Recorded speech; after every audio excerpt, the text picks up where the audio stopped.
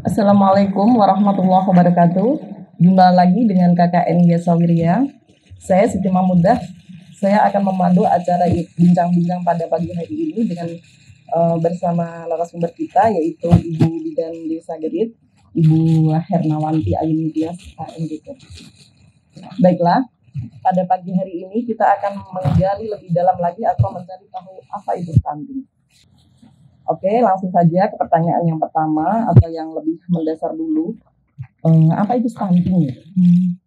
Stunting banyak, ya Mbak, banyak digembur-gemburkan stunting, tapi kita tidak tahu ya apa itu stunting.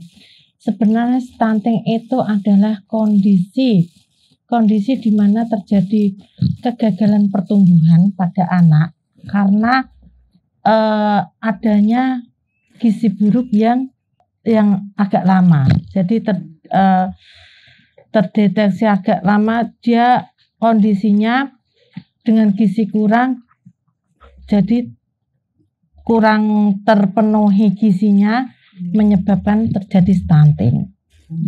Seperti itu ya Bu.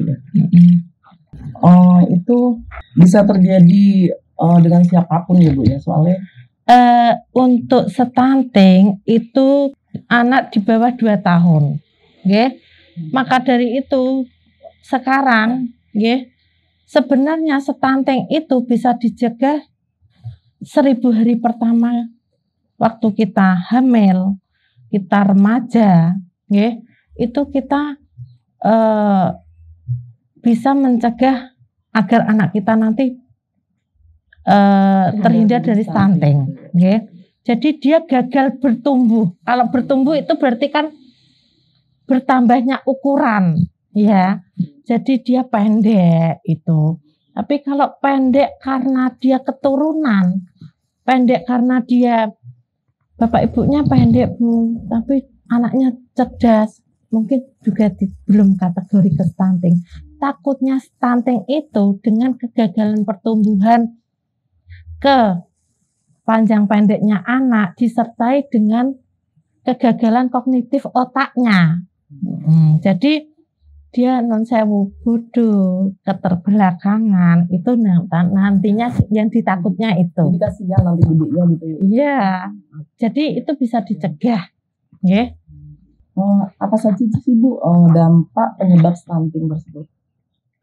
Ya, dampaknya itu tadi ya. Kalau anak itu dia gagal bertumbuhnya, otomatis itu dia akan sering lebih sakit-sakitan, lebih sering kena infeksi, ya. Sehingga kalau sakit-sakitan, sering terkena infeksi, anak gagal tumbuh, akhirnya dia juga tidak bisa seperti anak normal lainnya. Perkembangan otaknya juga terganggu, ya. Jadi bisa dibedakanlah dengan anak normal lainnya. Ya, dampaknya itu nanti gagal tumbuh kembangnya, ya, sering sakit itu, ya, takutnya seperti itu. Makanya dari itu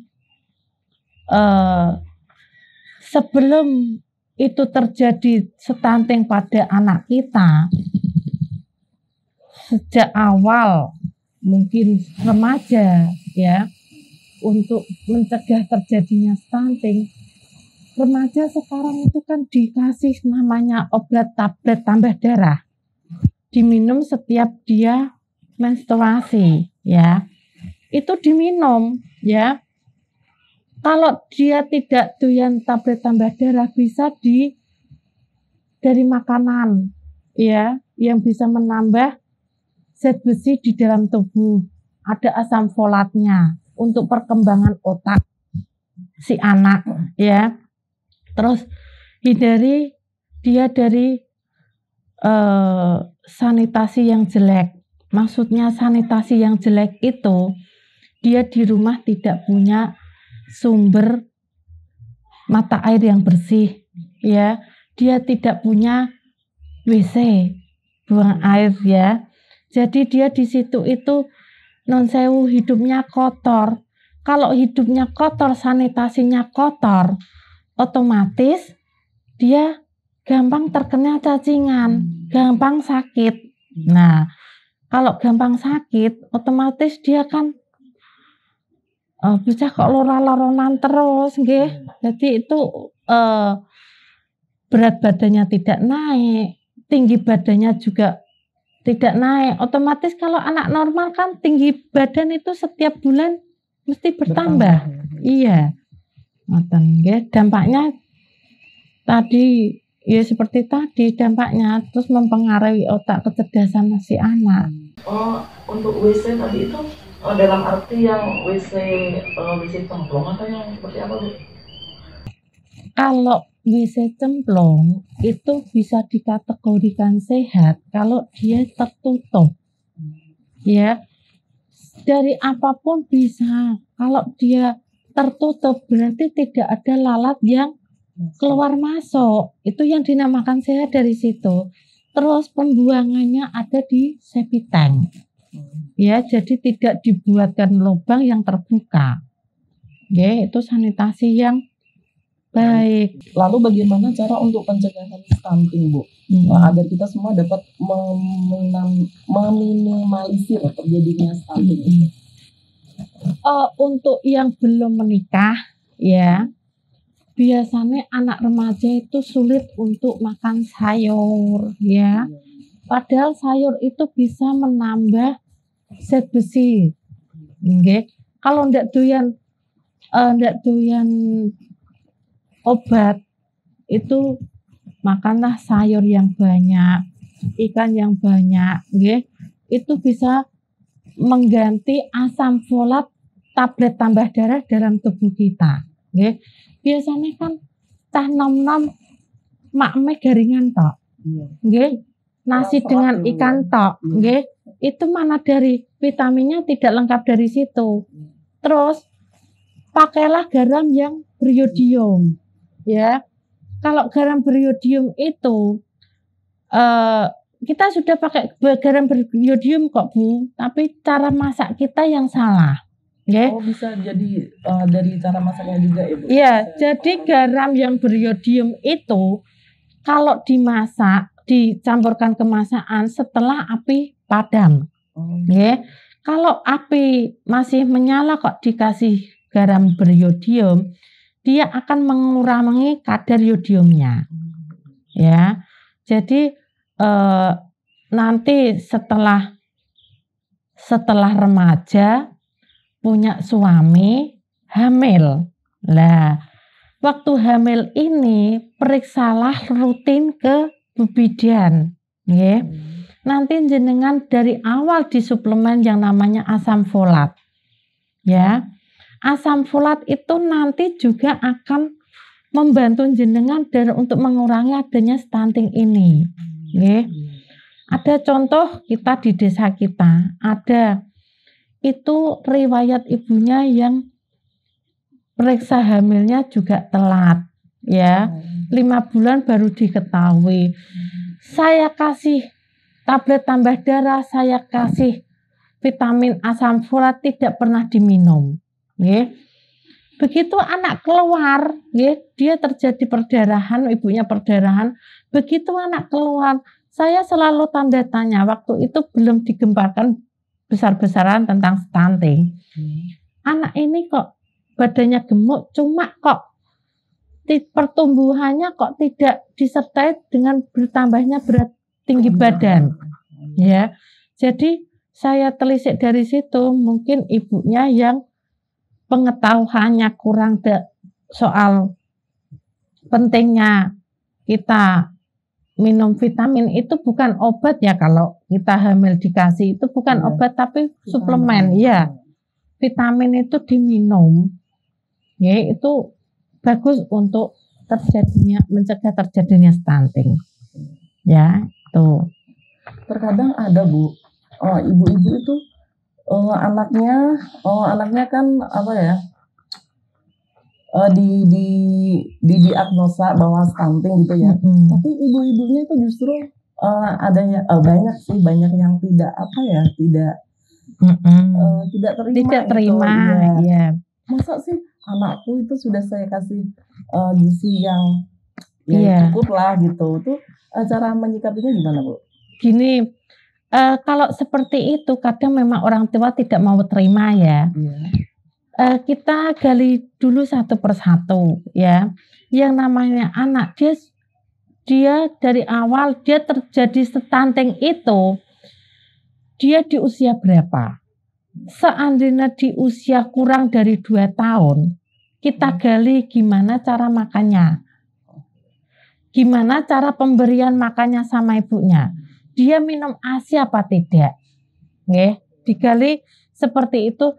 Jika memang semua yang dilakukan adalah sudah benar, kita lihat dulu riwayat bapak ibunya, pendek apa enggak. Nggih. Terus kita lihat perkembangan anaknya.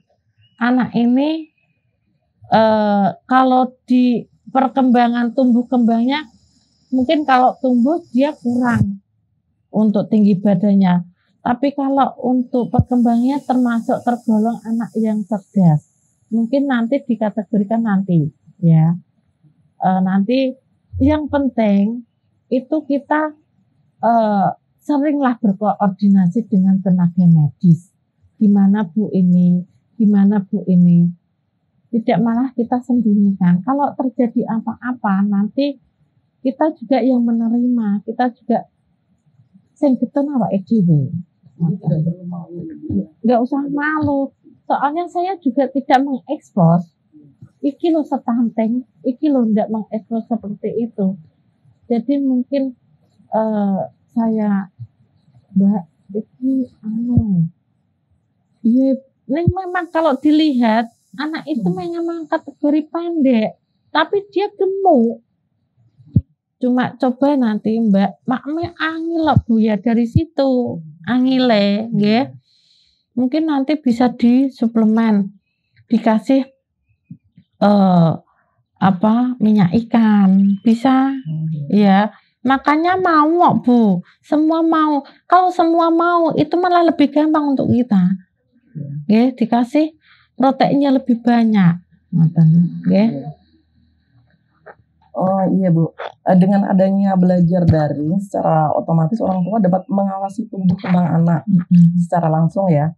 Hal ini dapat dimanfaatkan oleh orang tua untuk mengetahui potensi anak.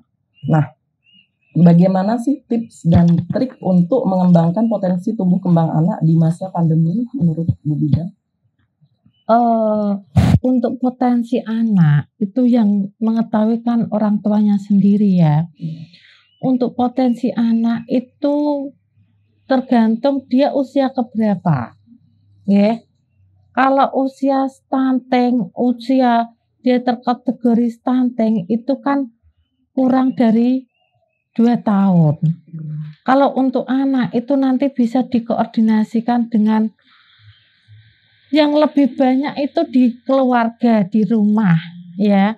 Kalau untuk usia sekolah bisa dikoordinasikan dengan gurunya, ya.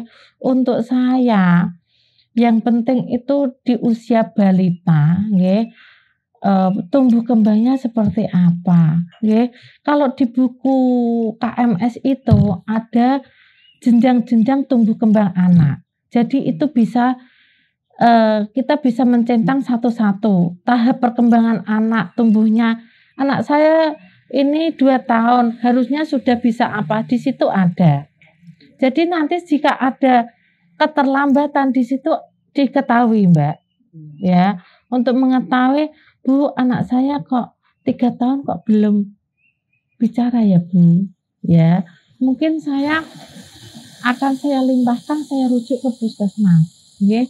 Untuk ke puskesmas nanti bisa dirujuk ke poli tumbuh kembang. Kalau untuk anak usia sekolah nanti bisa dikoordinasikan dengan gurunya. Kalau saya kan sasaran saya adalah balita. Iya. Untuk sasaran yang saya mencegah stunting di bawah 2 tahun, ya. Baiklah. Saya rasa sudah cukup ya bincang-bincang kita pada pagi hari ini. Semoga bermanfaat untuk semua kalangan masyarakat, terutama ibu-ibu ya yang belum belum mengetahui lebih detail lagi. Sekarang jadi bisa mengerti setelah dapat ilmu dari Bu Bidan. Nah, terima kasih untuk Ibu Bidan untuk waktunya yang sudah kita ganggu, yang bersedia menyempatkan diri. Enggak apa-apa. Dan alhamdulillah ya hari ini Bu Bidan libur ya. Nanti masuk siang kayaknya. Nah, nantikan podcast selanjutnya bersama KKN Yesawiria, Institut Pesantren Matlari Falah. Assalamualaikum warahmatullahi wabarakatuh.